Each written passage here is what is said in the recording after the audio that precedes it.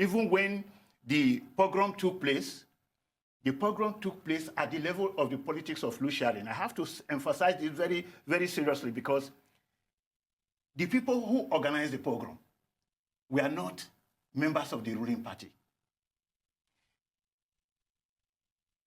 Ahmed Joda was a rising star in the Northern Civil Service.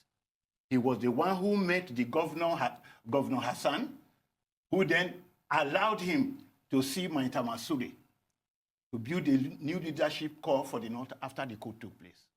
Now, if you look at it closely, if you read all the biographies that are in existence at the moment, one by Tanko Yakasai, one on Aminu Kano, the African revolutionary by Feinstein, yes, and one on Daman Sani Kano, that's Mainta Masudi. All of them tell you who and who organized the pogrom. When you look at Nigeria seriously, you will find that all you needed to do after that pogrom took place was to pick up the people, the organizers, deal with them according to law, and the pogrom would have been taken care of.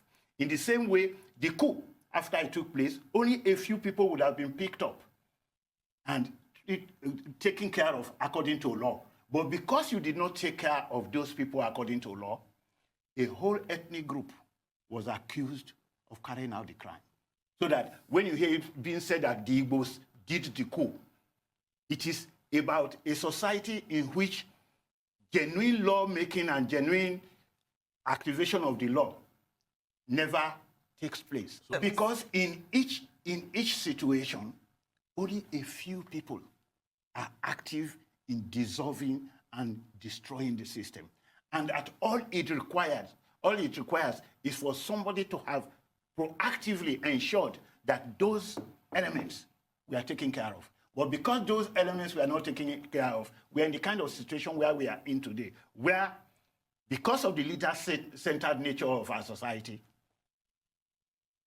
when the leader does not move, or when the leader insists that movement must not take place, the whole country is trapped. That's why the question we started with is interesting. When the country is trapped by such a leadership principle, what should the rest of us do?